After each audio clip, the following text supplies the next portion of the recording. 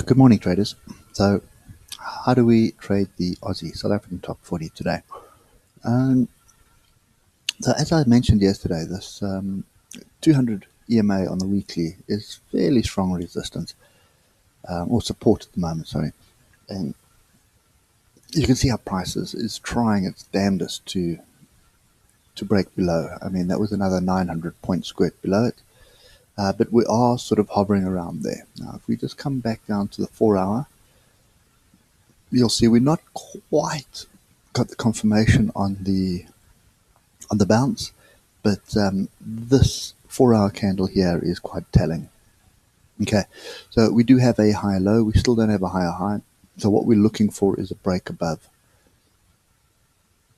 47,993, which would give us confirmation, and technically we are still below the moving averages. So the trend is still down, although we have this fairly significant pattern brewing.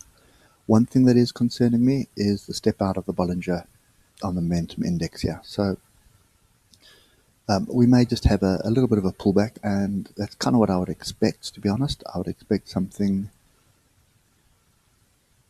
just a little gentle slide back down to 47,130 before we move to the upside.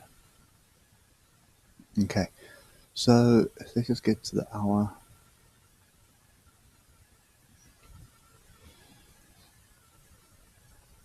And if we look at the hour, you can see we've had this breakout. Okay, we've broken through the moving averages here, and we did finish off with a little bit of an inside bar. And I don't think, let's double check that we closed that gap. So we kind of just closed the gap and then people took profit. Okay, so I would expect more of the same, to be honest. Like I said yesterday, I'm a bit reluctant to be looking for shorts around here. So really looking for longs. And you can see here, if we go through the first couple of hours of trading, see the first hour was a red bar. Okay, we then had an indecision bar, and then we had more buyers step in. Then obviously just falling off until the US session started. Came down to close this gap, as I suggested.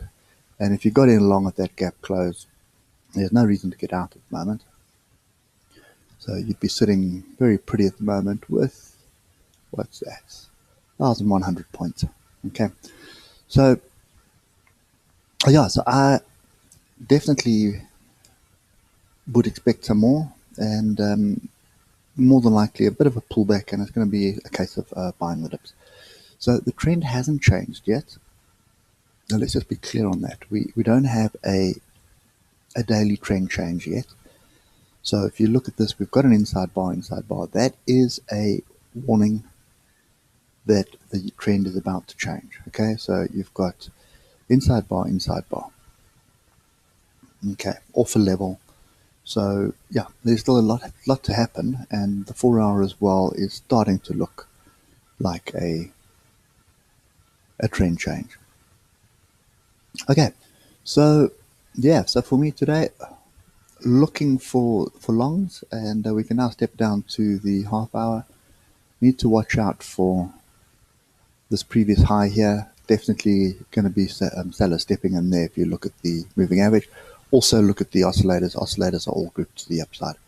Now what you'll find with the Aussie is sort of every 1,000 points on the 12 minute, 15 minute or 30 minute, you'll see the oscillators grouping to the downside to the bottom. Then you can expect a bit of a pullback.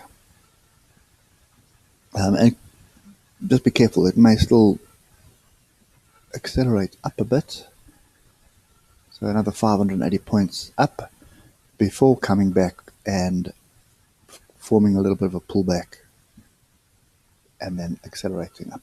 Okay, so for me at the moment, we do have a little bit of a head and shoulders or cup and handle or range, if you want. It just matter which way you look at it. It is a consolidation, and it's been consolidating 1, 2, 3, 4, 5 days. So what we're looking for is a break above. Okay, so the warning bells for the fact that we are a little bit tired is the oscillators here, out the Bollinger here.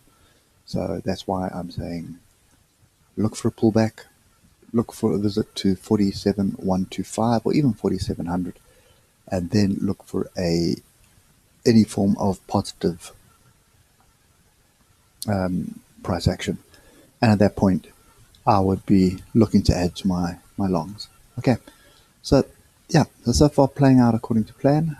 And I want to double check that we do have a gap close. Okay, the gap close is correct. Okay, the gap is still open.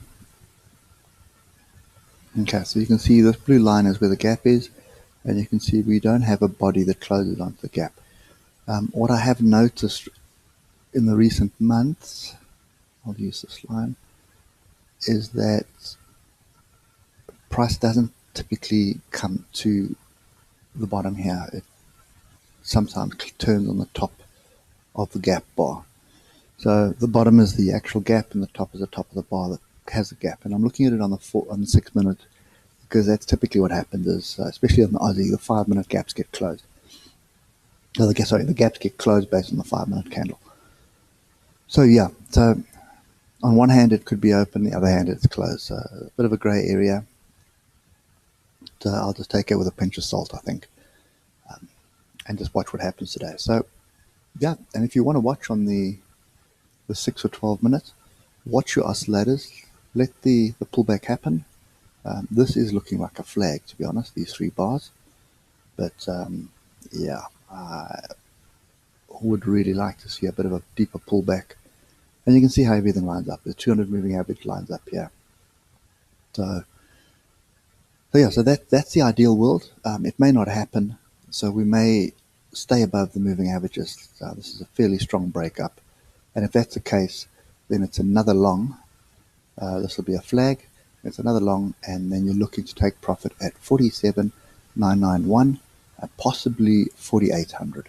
Okay, it'll be a round number. So those are the 2 scenarios. Either a pullback to come and test this break, then you're long, and you're long for the same target, which will be 47,991. Alternatively, a bit of sideways action, and watch what happens to that first half-hour candle. So first half-hour candle is a break below, then you can see there was a pullback. Okay, although we did break above it as well, so it would have been a bit difficult. But nevertheless, it's a case of there was a target below here, so the probability of it getting to this magnet was high.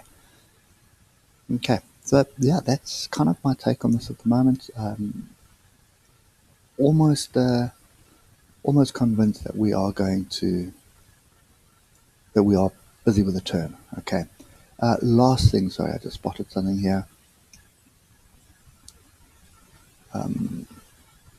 This gap, the second line at the top. Okay, that gap is closed. No, wrong gap.